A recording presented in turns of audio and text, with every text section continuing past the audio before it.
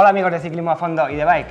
Las transmisiones electrónicas de Shimano cada vez están más extendidas por su gama. Así que nos hemos venido a Shimano Iberia para charlar un rato con David Lario, del servicio técnico, que nos va a explicar cómo son las baterías de los grupos electrónicos y cómo debemos cuidarlas. Cuéntanos, ¿cuántas baterías hay diferentes? Bueno, pues de baterías tenemos primero que diferenciar la primera batería que sacó Shimano, que es la batería interna BTR2, ¿vale?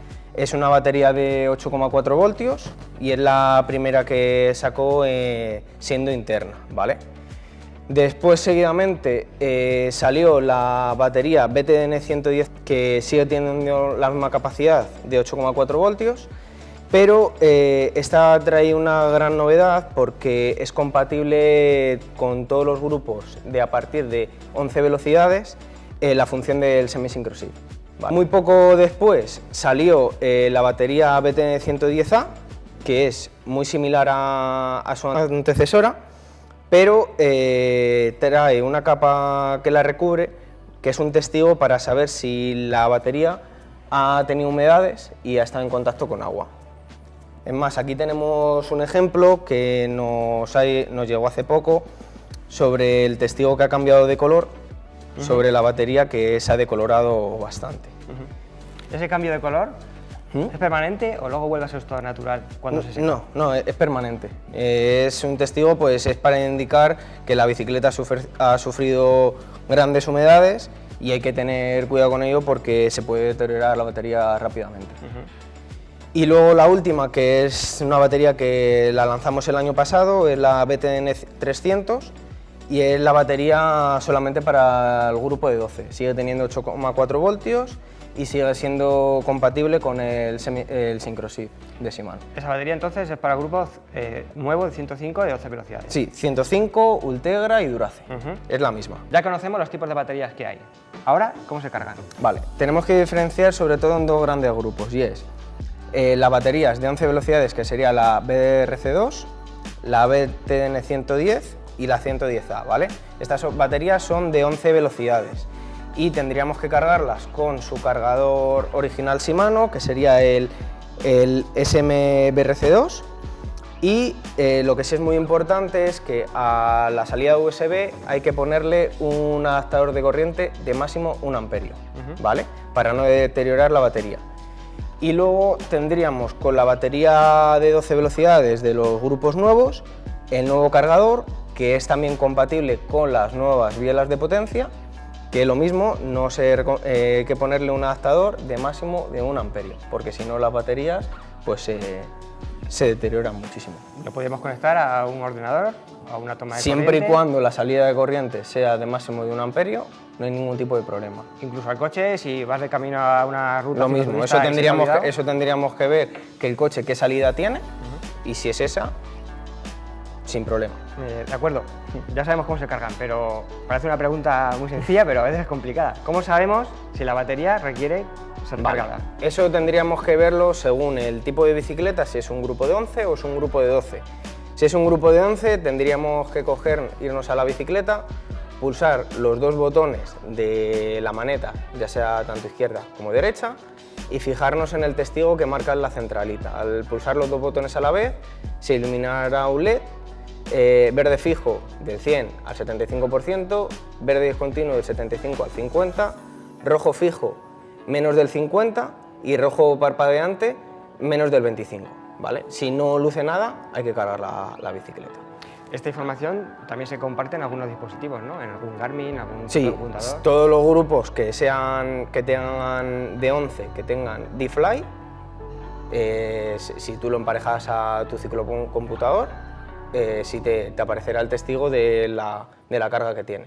Pero esto también reducirá un poco el consumo del grupo porque le está emitiendo Bluetooth. ¿Y en caso de una mountain bike eléctrica? Igual. Se podría ver en la pantalla también. También se podría ver la pantalla, porque en las bicicletas de montaña, al llevar display, lo muestra. Okay. Y luego en el grupo de 12, lo tendríamos que mirar pulsando una vez en el botón mode del desviador y se iluminaría y sería verde fijo 100%, verde parpadeante entre el 50 y el 25 rojo parpadeante menos del 25 y si no luce, está seca. De acuerdo. Antes de hacer una pregunta sencilla, ahora va una un poco más compleja en algunos casos. Autonomía de la batería en kilómetros y tiempo de carga de la batería. Vale.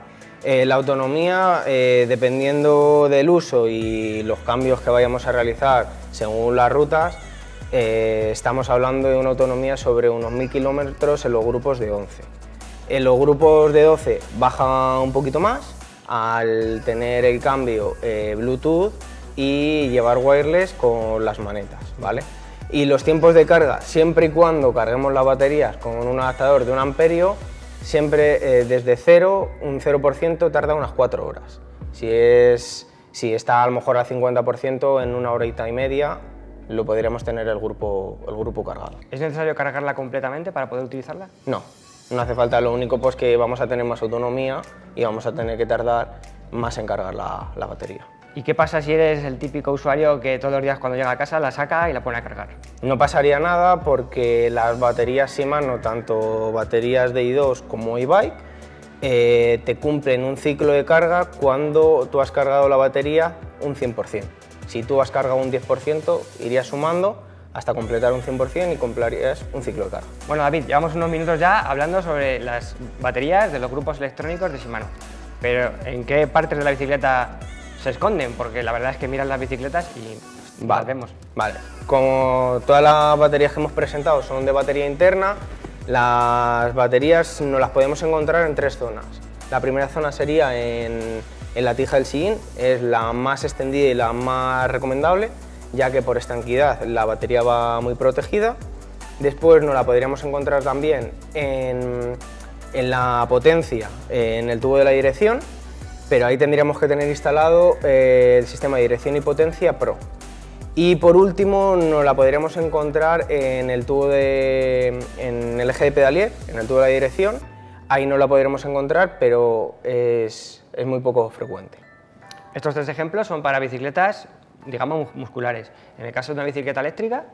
En una bicicleta eléctrica no llevaría batería de i2 porque el grupo iría alimentado sobre la batería e-bike. Y cuando llega el momento de necesitar una recarga de la batería, si la tienes acoplada en la tija de sillín o en la dirección o en el pedalier, ¿cómo hay que hacer para cargarla? No hace falta desinstalarla porque nosotros cargaríamos nuestro grupo con el cargador a la centralita, en el caso del grupo de 11, o en el caso del grupo de 12 la cargaríamos insertando el cargador en el cambio. Okay.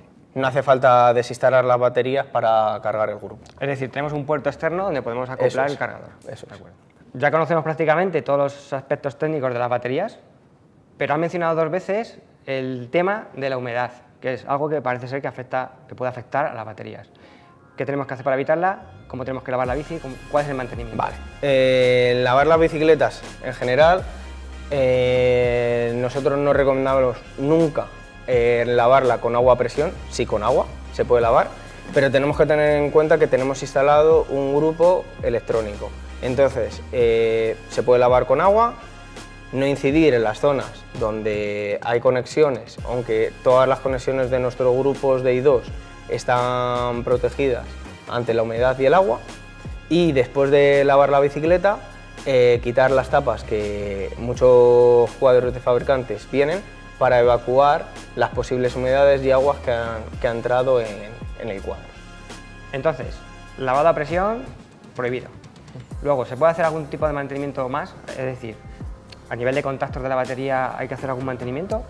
En los grupos de carretera casi no sería necesario, puesto que no está tan expuesta a la bicicleta, pero en los grupos de montaña a lo mejor lo que sí podría ser recomendable sería echar aceite dieléctrico en las conexiones, pues para favorecer que el contacto de los cables con los componentes sea el correcto, y verificar cada cierto tiempo que los cables no están aplastados ni machacados y que el contacto es bueno.